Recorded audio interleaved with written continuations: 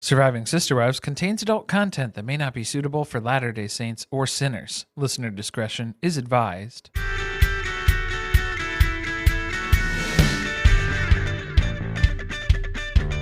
Hello and welcome to Surviving Sisterwives. I'm Corey. And I'm Carly, and we are back with another rehash. This is season 5, episode... Nope. What is it? It's season 6, episode 3, Big Boy Panties. We've got a My Sister Wife's Closet episode for all of you. Mixed in with a couple of other storylines that are just sort of slapped together here at the beginning of season 6. A lot happened in that 40 minutes. It felt like it was much, much longer for multiple reasons. Yeah, I mean, it was a couple different things going on, a few contributing factors, as usual. As a reminder, this is not our regularly scheduled programming. This is a little something we've been doing while Sister Wives has been on a mid-season break.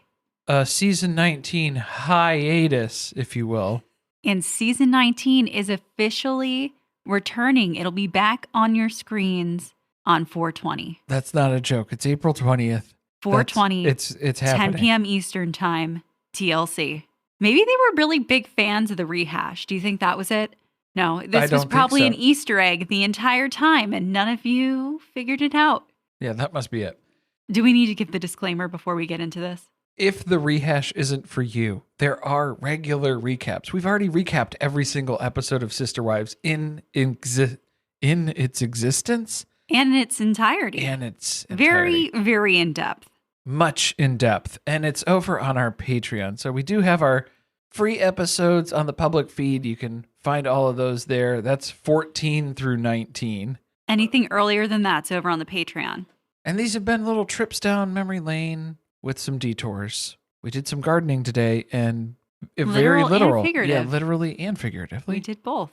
Seems to be working just fine. I was just going to remind everyone of that because I was so focused on the fact that we haven't been saying that in the last few episodes that we've already recapped this. Oh, so we've missed saying that on the past few episodes. And so I almost said it again. We were about to go into rendition number 2, maybe 3, try a couple different takes, see what sticks. But no, this is season 6, episode 3, Big Boy Panties. Snags in the building process threaten to ruin the Browns' dreams of being in all 4 houses by Christmas.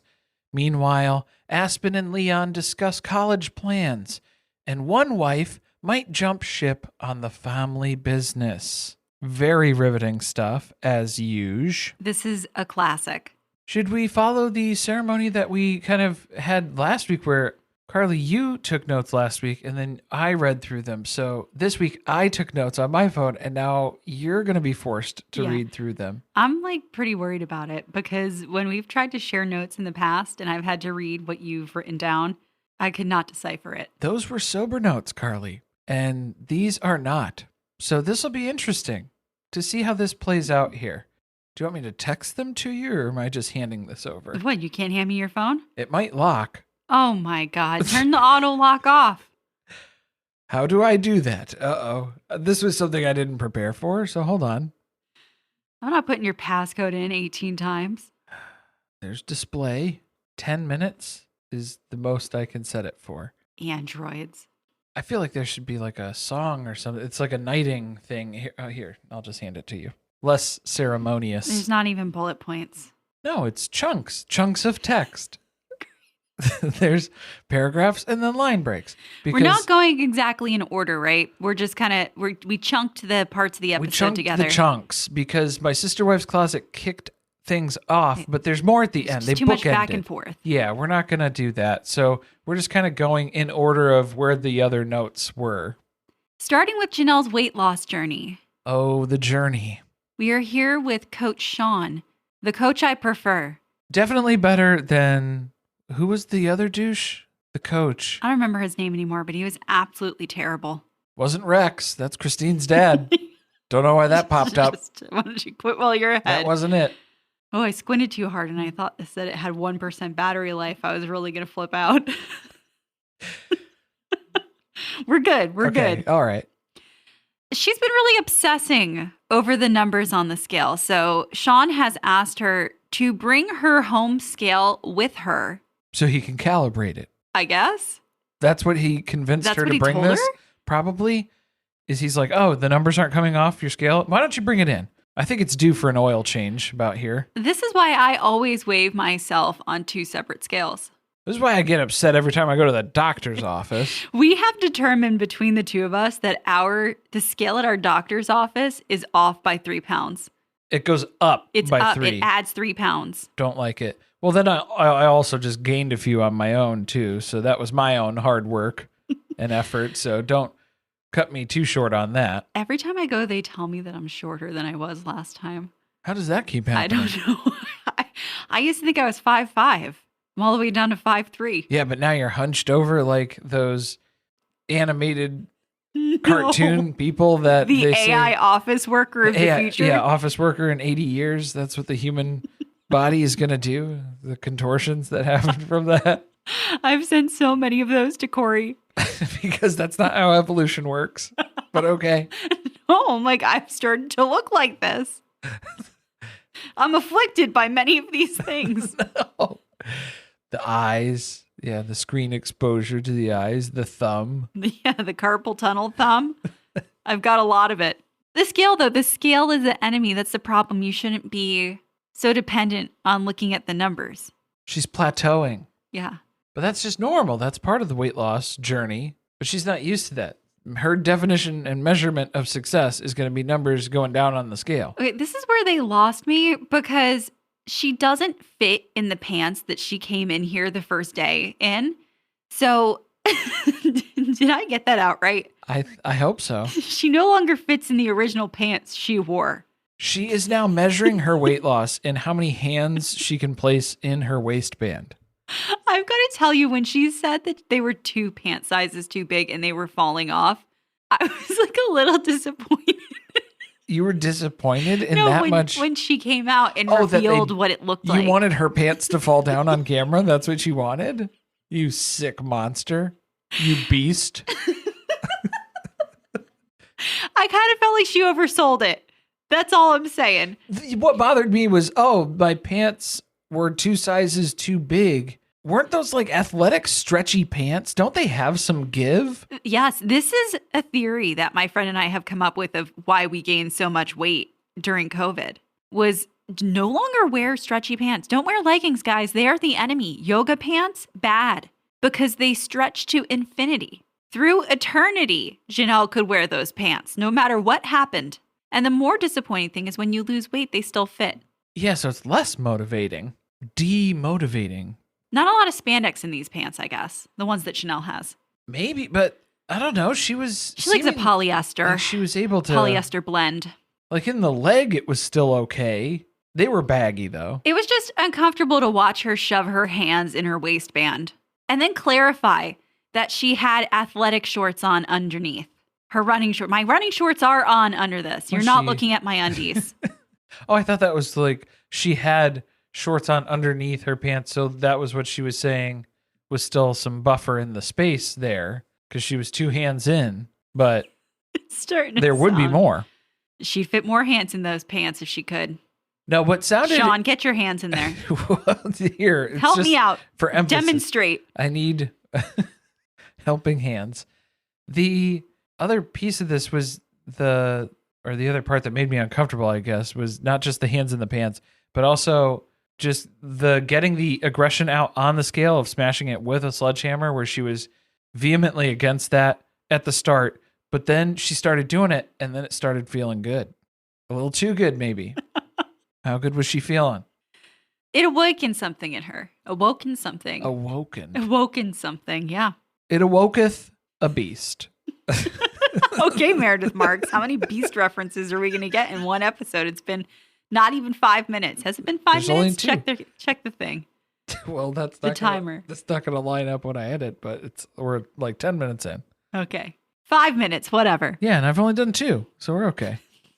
I'm gonna have to keep count. They didn't take the batteries out of this thing. Nothing. She just started whacking it. I need like goggles. We need more safety because this thing broke into 1,000 pieces. Once she started smashing, then she really got to smashing, and Then she was making a little bit of a mess. It's not getting any better. The further we go here. Okay, the real bullshit of it was that she still had to run at the end. Because she thought that's why Sean brought her outside, that she was going to have to run sprints. And he was like, no, actually, we're going to do a mental exercise where you smash your scale. And just kidding, now that you've done that, it's time to go run. When she holds on, going back to smashing the scale. She hits it one time and she's like, okay. Good. I think it'll still work. Still salvageable. I think it. The double A's. She gently tapped. They exploded a bit. Cracked the screen a little bit, but I think we'll still be able to manage. She just doesn't want to buy a new one. That's what it really comes down to. She's going to have to go to Christine's to weigh herself. Like that episode where Robin came over. You have to hold a baby, though, if you're going to jump on that scale. No, Janelle's going to end up with the old-timey scales that the school nurse would have, where it's actually the balanced. The doctor's office scale. The old school, super heavy, weighs 200 pounds itself. I'll say like wrestling coach sort of. Cody would love that. Health class. Put it out in the garage by the mats. Has it for sentimental purposes, and then now it has function. She was on Facebook Marketplace after this looking for a new one. Something that can't be destroyed by a single sledgehammer hit. That, or she's like, this thing has a lifetime warranty. So hand me the sledgehammer, Sean. She brought that thing back. She'll ding it up. Yeah. Can you explain what happened here? Not really. No, it just kind of like self-combusted. Actually, don't ask people questions if their scale is broken into a million pieces. You know, maybe we err on the side of caution and we just assume a bad accident occurred. My sister-wife punched it through the drywall while we were moving. Please tell me that's the end of the weight loss journey. Yeah. Okay, good. Yeah. At least for this episode. Man, I do not miss this storyline. Me either, but Janelle she's going strong, doing the workouts, weightlifting. Where? In Flagstaff? Oh, she posts when she's getting in the car after she's had a workout. Oh, cool. Did Sean follow her to Flagstaff? No. It's #1 customer. The houses. The cul-de-sac is being born as we approach Christmas. Yes. Encroaching upon Christmas here. They're going to do their first walkthroughs. Some go better than others. Janelle's up first, and we immediately notice, oh, shit's fucked up. There you go. This did not seem like it was that big a deal. This was builder grade stuff, and they hadn't set anything. It was the tile. The tile extended too far down a hallway, and Janelle was concerned about noise in the hallway. Put a runner down. Also, why is she worried about that? Her room's at the very end of the hall. The person who's going to hear it all is Savannah sleeping in the walk-in closet. That's what she's worried about. The library, about. Whatever that little ensuite is. You're going to hear it. Yeah, it's a lot of noise. She's just going to hear Janelle pacing up and down the hallway at 5 a.m. and trying to super glue her scale back together. She collected every one of those pieces in that parking lot before she left. With a Ziploc bag. She had tweezers. She's down on the ground picking things out. She's like, is this gravel or is this a piece of the scale? I can salvage this. If I can make it through this, I can make it through anything. Mary is so mad on Janelle's behalf. She jumps immediately to Janelle's defense because I think Mary quickly realized that this could happen in her house. And she wants people to be as upset as possible. Because if this happened when they walked into Mary's house, Mary would be flipping the fuck out right now. Yeah, it's unfortunate that this is the first one they've walked through because they're all wondering, what does my house look like?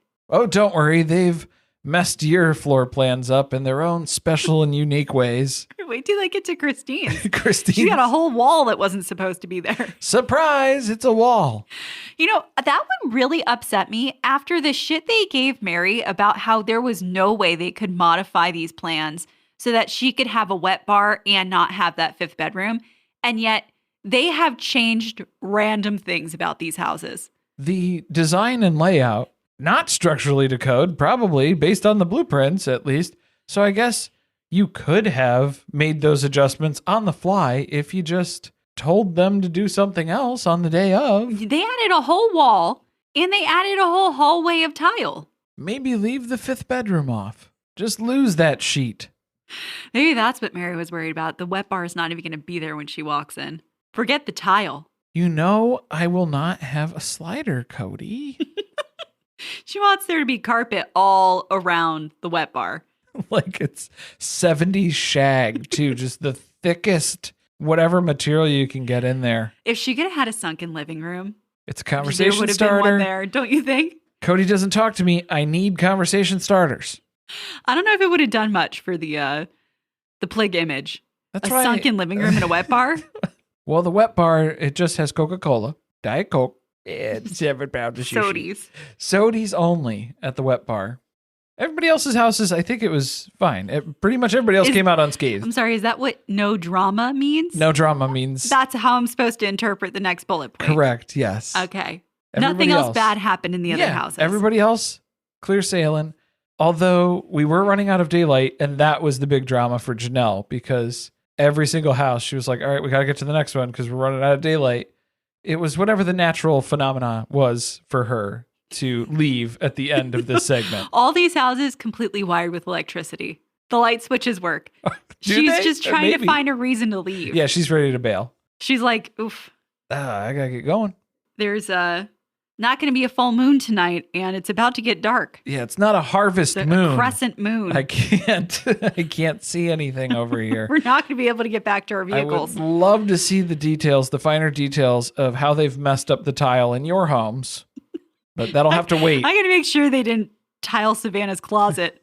We need direct access. Yeah. The tile mistake, they're going to make them fix it. That's what it sounded like. Right? I don't remember. Did Janelle keep it? Did they land on? Yeah, what did they land on? I don't know. Cody should have just asked, what was more expensive, the tile or the carpet? It'll increase the value of the home. I'll keep whatever was the more expensive thing. Even though I'll hate it. They want to be in these houses by Christmas.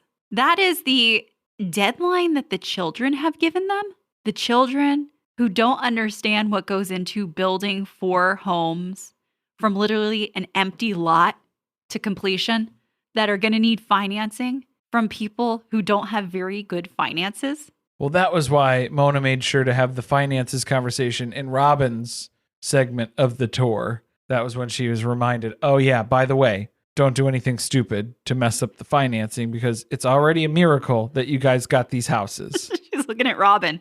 Don't go buy any dolls or furniture. Don't open any credit cards at department stores and charge those up. Anytime that there's any kind of deadline that has anything to do with Christmas time, I just assume it's not getting done until after the new year. At a minimum with this group. Not just this group, in real life. Oh, well, that too, yeah. Everybody checks out. End of the year. Don't you know what December looks like? Everything gets piled up in the first 2 weeks. It's and Christmas fun. It's Christmas shopping, Christmas. You're baking, you're wrapping presents. You're not really working. You're a little busy. Maybe you check out, you don't pay. I don't think the underwriters are worried about getting all 4 of your loans done before Christmas Eve. That's not the goal here. That's not what's happening. Not for the underwriters. They've got a Christmas party to go to, I'm sure. They're not sticking around waiting for your paperwork. Mona is, though. Mona's been working all day, to go. all night. Yeah, all day, every day, as Christine comes to find out. She thought she wanted to get into this real estate game. It's just too much of a time commitment. It's nights and weekends, though. It's a lot of nights and weekends.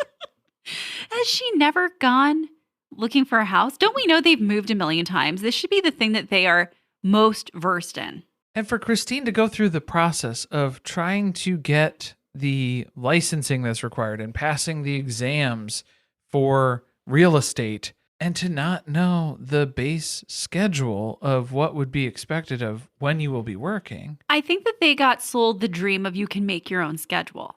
But the reality of it is you can make your own schedule, but you have clients. And that availability revolves around when your clients are able to go look at houses. And that's usually nights and weekends because they're at work during the day. A phenomenon this family is not familiar with. Yeah, they don't know that life. They don't know her. 9 to 5? I don't know her. This was the episode where the college stuff started. We've talked a lot about Leon going to Westminster and the amount of money that school cost. And this is the beginning of the dream of going to Westminster. Yeah, this is right around that time. Logan's already been at college. He's been at UNLV for about a year at this point. He's already working there. He's on staff. He's got quotas to meet. He's in admissions, and so they've got him recruiting full-time now because Aspyn's coming for a tour at some point in this episode. But first, we got to swing on over to Westminster.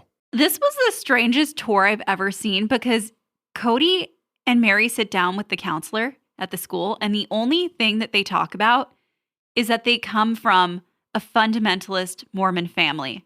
And is that going to be a problem for Leon? Because if it is, then this isn't the school for Leon. It was the dean of admissions.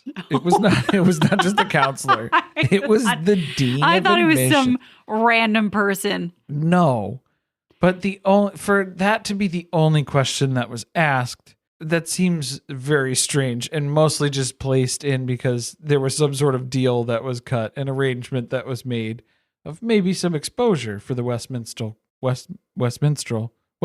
College. I'm sure they got a deal out of this, right? What? Did they get a discount on tuition?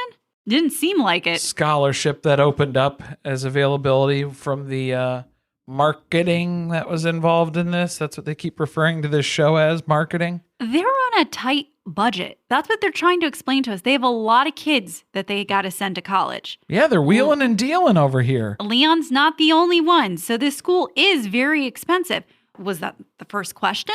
When you sat down with the dean of admissions, excuse me, what is it going to cost to go to this school for 4 years?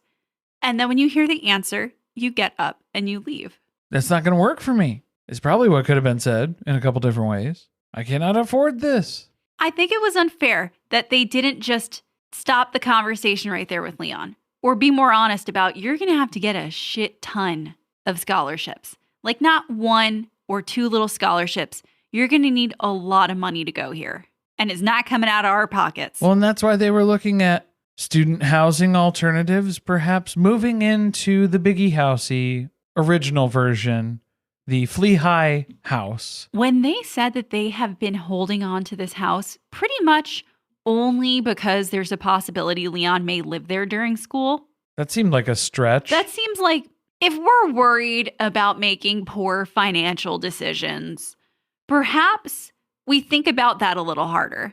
It may have been nice to have had the money from the sale of the house. Couldn't that have helped send Leon to school? And they don't even want to live there. That's the worst part of the whole thing. Well, now they're all walking through it, and it's like walking through a ghost town. And it's like, it looks different. I mean, it looks basically the same, but it's, like empty and probably cleaner.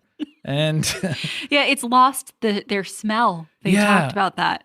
And we know that's very important. Cody had to get his stink on the land where he had to take a couple laps around the cul-de-sac before they poured the foundations there. So he is very big on the smells of the locations where he'll be living as well. This was free housing. And we're going to turn our nose up at it, literally, and say it smells weird. Don't want to live here. You're getting too expensive. Now I'm going to have to pay for a dorm room? It's expenses on top of expenses. That's the problem that we're running into now. Later on, they try to convince Leon to go on the tour with Aspyn at UNLV. Logan's going to be there. Aspyn's going to be there. It's going to be fun. It'll be cool. Just go check it out. I didn't like not even being open to looking at the school. Well, what was funny was that Cody referred to it as an exercise in open-mindedness, which I feel like that teacher and student role has kind of flipped around here in more recent years. Yeah. I would want to go just so I could point out all the things that were better at Westminster. Leon does have a pretty good defense right now, is that God is saying, go to University of Utah? So manipulative. That's the answer that I know that Dad will not question. Mm-hmm. So that's what I'm going to go with. Who am I to defy what God wants for me? God said, go to Utah and spend a bunch of money on college. So I'm just listening. I'm just complying. I'm just doing what I'm asked to do. And they get out of going to UNLV. So we just watch Aspyn go on the tour. Yeah, because then Cody does buy it. That was the excuse of not even wanting to go on the tour because I want to go back to Utah for religion. Okay, well, you sold me on that. That's all it took. This is why Robin was so successful in manipulating Cody for so long. It's not that complicated. No, I'm telling you, she had a dream that came to her from God. We skipped over you-know-who. Do we want to go back to her? Aspyn? Yes, again. Oh, yeah. One of the other ones. Mykelti. Oh, yeah. Mykelti is enrolled in whatever their program is for starting college while you're still in high school. They're a little worried about that because now she's going to be exposed to older, more sophisticated boys. And she is boy hungry, or boy crazy, I think is what Maddie says. You can be baby hungry and you have to be boy crazy to be baby hungry. When Maddie looked at her on the couch, I was like, you're 16.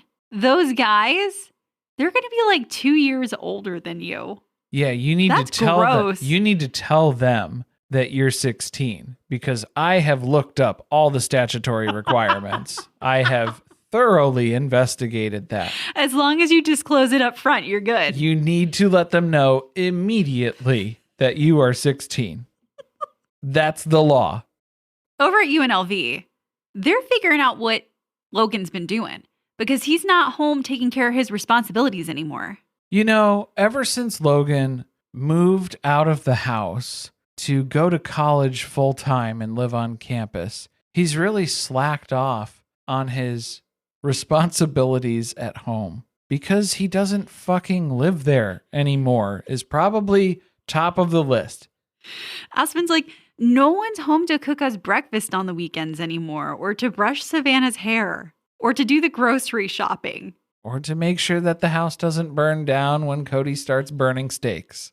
Someone's got to sign all the financing paperwork for the houses. This is why it's taking so long. We might not get in there because Logan won't come home.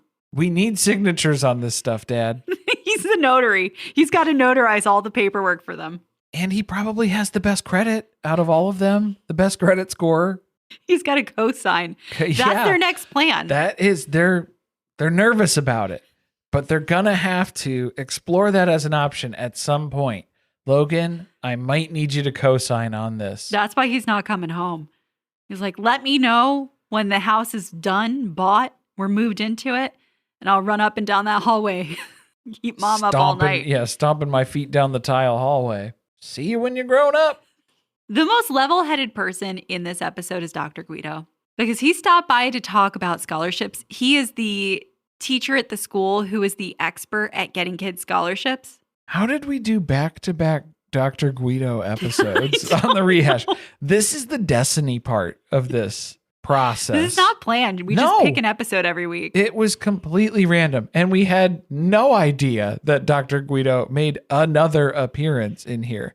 So I think this was the last appearance. Do we maybe see him again at some other point? I don't think, not by name. They don't call him out directly as a segment here. So we got to round out the Dr. Guido storyline. He's trying to knock some sense into Leon. You want to go to medical school? Let's see the realities of being a doctor. Let's see how you handle those. Yeah, it's time to sit you down in front of like a good 6 hours of Dr. G Medical Examiner. And you're just going to watch those back to back. And then tell me if you still want to get into this. How about you wake up at like 3 a.m. to scrub in for surgery? You know what they needed to show? Cody, all the present day TikToks of people who have a medical degree talking about how many times over they've paid for their loans and yet they're still paying on them. Those minimums just keep going up. No, Cody's never going to let any of his children take out student loan debt. He's smarter than that. He's a savvy businessman. Which we learn because this is a My Sister Wife's Closet episode. Absolutely. This is the butts and the guts of it all. Okay, this happened at the beginning of the episode, and it's a moment we'll never forget, where Christine is finally trying to participate as an active member of this business, this committee. It's kind of a committee because they just shoot down other people's ideas. That feels committee-like, Shark Tank-ish. It's a class project. That's what it is, a passion project. And she's got a big idea. She's been calling around, getting information to price out t-shirts. She thinks they just need a simple, classic t-shirt on their website. Something with just the logo, maybe something in a price point that most people could afford. Well, just to get the name out there, because that's the biggest thing that's missing is we don't have enough eyes on the product. Didn't they learn that the name was actually a deterrent for people to purchase? Yes, because people had a negative connotation to Sisterwife. So let's stamp it on some t-shirts. So let's do that and see if we can Scooby-Dooify any other logos or letters. This would have been the paw print. That's what it looks like. The 4 little, was it 5? Because Cody's one of them. Little people. I think it's 4. 4 little people? I don't know. Big family, big city. You really wouldn't understand from the logo that it's a jewelry company. So if they want to start picking apart bad ideas, let's start there. I would say you wouldn't know it was a jewelry company for humans. To continue that thought. Yeah, you might think maybe it's to bedazzle my dog's collar in some way. I'd be more interested. I'd be worried about the little trinkets and the dangly bits, though. Maisie would pick one off. Yeah, you'd have to be careful with that. Are you assuming that these wouldn't be of the highest quality? I'm just saying they'll get caught or something on something somewhere. I don't want it to happen. I'm sorry, they're made with 100% sterling silver. Safety is my number one concern when it comes to stuff on the collar. The t-shirt was such a good idea. Was it? I mean... I think so. Oh, okay. People who watch this show would have bought the t-shirts. That's true. It would have been in the price point. Nobody wants to invest $150+ to buy something from someone they see on TV. Most people aren't able to do that. Unless it's a rotisserie Showtime chicken cooker. Then it's only 3 easy payments of $49.99. There you go. They just needed Klarna.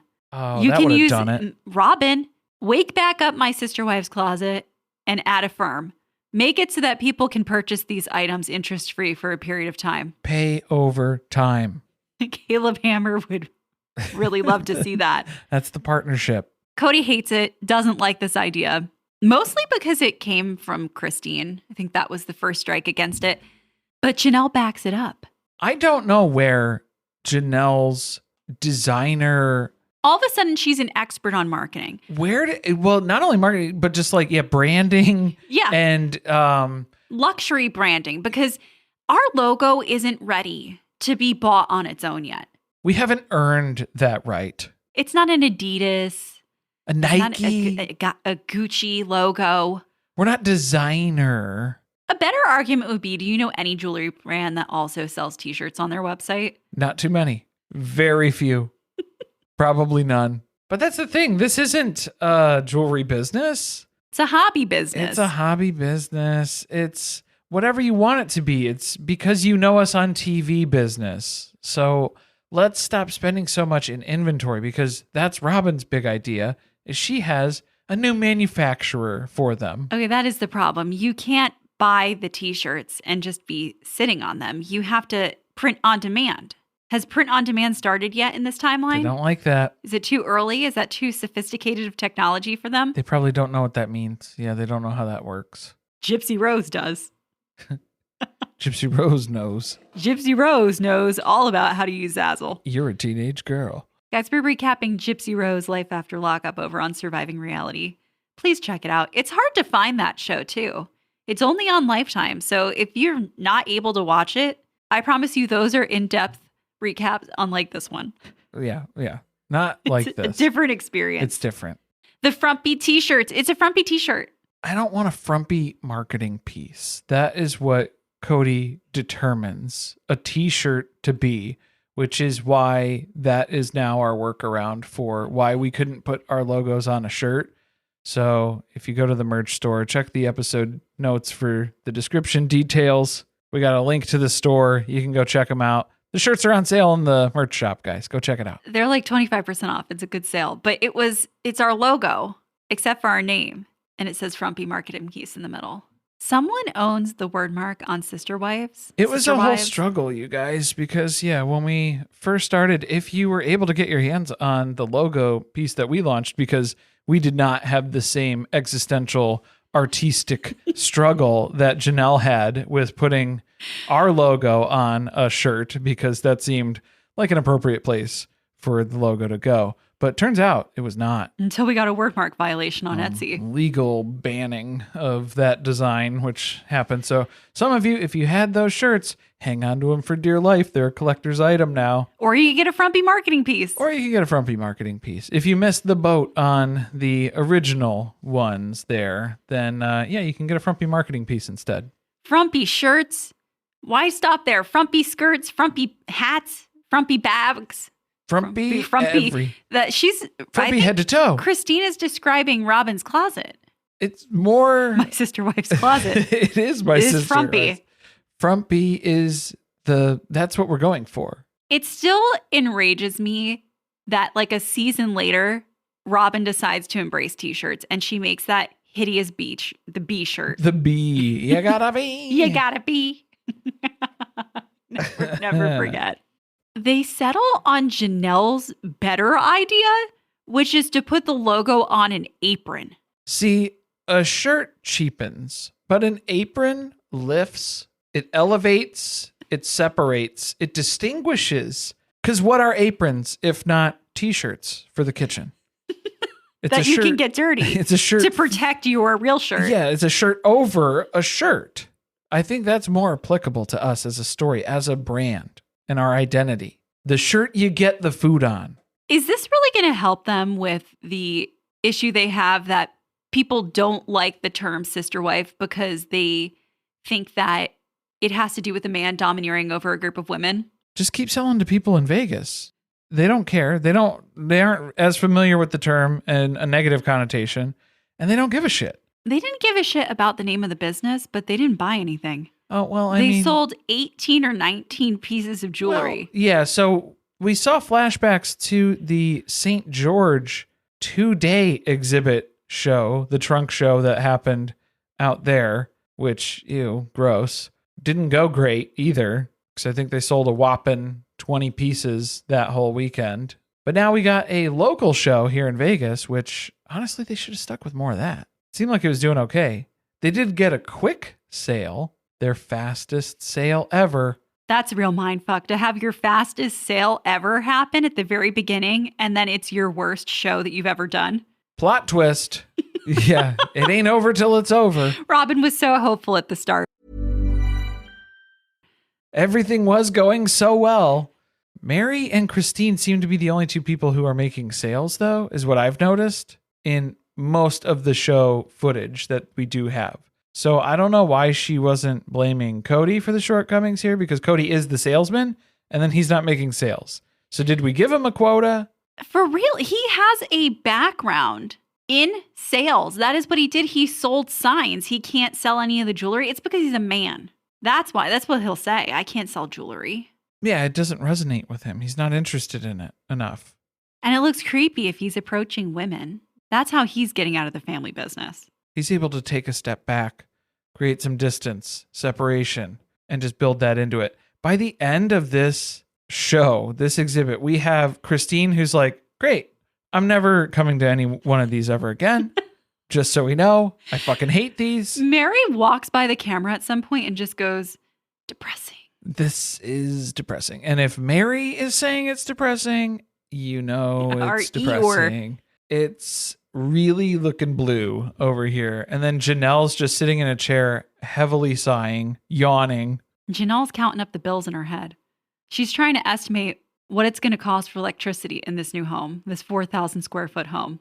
I don't know that that's how big they are. Mary's house? That's off the top of my head if I remember the listings. And Mary's house, yeah, how are you going to pay for the heating and cooling in that big empty house? That should be better. She can keep the, I guess the air would have to be set high. It's got to be a little hot in there. She get a window unit in the one room she occupies. To be fair, yeah, Janelle seems to set her AC at sub-zero temperatures, even in the heat of the Vegas summers in most of the later seasons. In Robin's words, we all have different priorities of what we spend our money on. Yeah, save up your grocery money and then use it to pay your heating and cooling bills. Or start a business like what Robin did.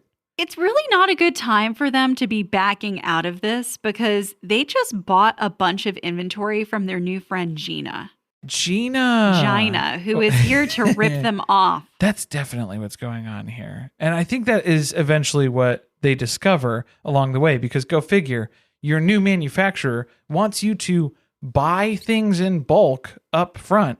So that way she's making those sales. You're buying them because you believe in this product and you believe that this is going to be a success. You're going to will this into success. But meanwhile, you've already paid her. She's transacted on her business and that's it. Of all of the things that they brought to the trade show, they sold 19 items. Do we need to be buying 100 of each of the pieces of jewelry that are currently in my sister wife's closet? And they were already expanding the lineup by that point. So how many things are you going to have to buy hundreds of pieces for? I think their problem is the cost to manufacture the jewelry in such a small quantity is not cost effective, but they only need such small quantities because nobody wants to buy it.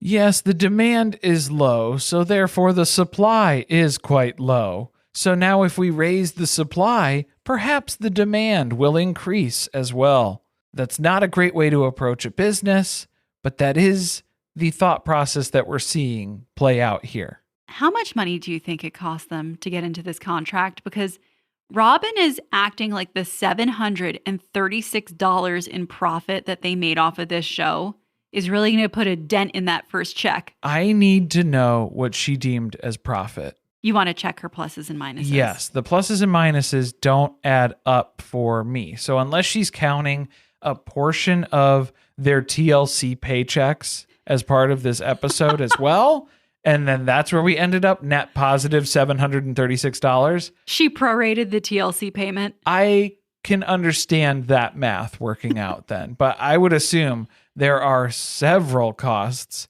that were either not included as part of this. Labor.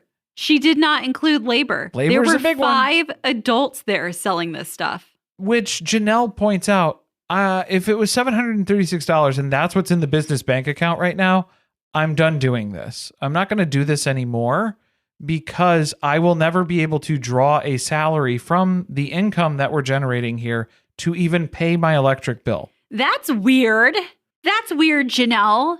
That's weird that you're thinking about paying your bills, because what I think this business is a way for us to pay our bills as a family. It's weird that you would say you're not going to make money. Yes, I'm saying that I would have bills that I would not be able to pay if we were trying to all live off of this money. $736 split 5 ways isn't really great. Didn't Robin just say the same thing back to her?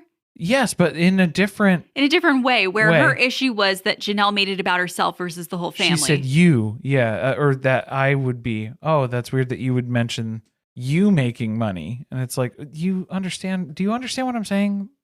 What I'm saying? Yeah, don't you? Well, Robin doesn't get that. No. Yeah, all I did was skip a step ahead of you, where the $736 that went into the family pot, I just figured out how much is coming out of it to me.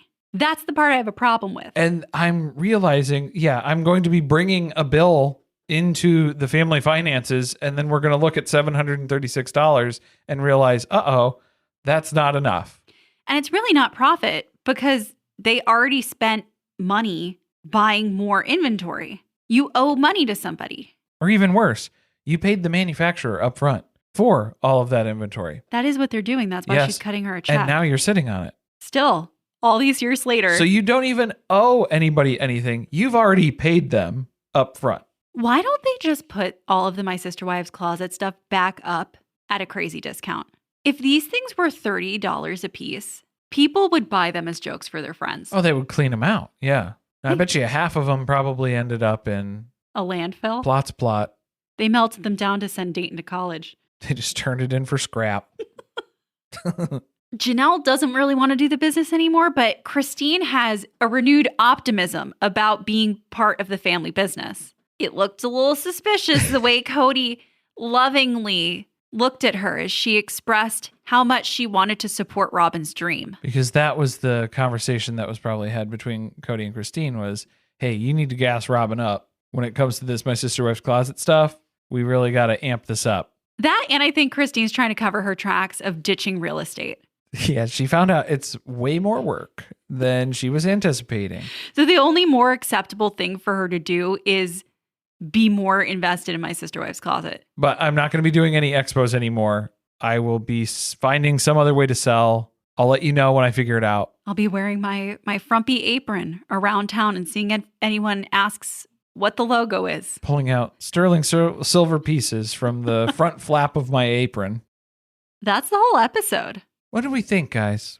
About what? What do we think about the episode?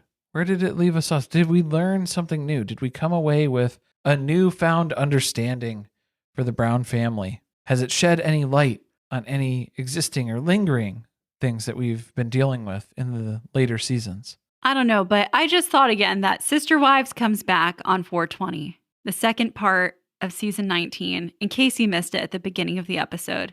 Repeating it here again for you and for me. I don't know why that was sounding like a distress call for like a pilot or a ship that was going down. The SS, My Sister Wife's Closet. It's our new, yeah. Maybe we need to go back and do the Cardboard Regatta. That's a good one too. I think that was the one that was right before one of the other ones that we did. Okay. By the way, thank you everybody for following directions and including the information about the season and the episode number when you suggest an episode for the rehash. Very helpful. Yes. Like, very impressed. We were able to map this out ahead of time and provide more thoughts and details for that. Thanks for listening. See you next time.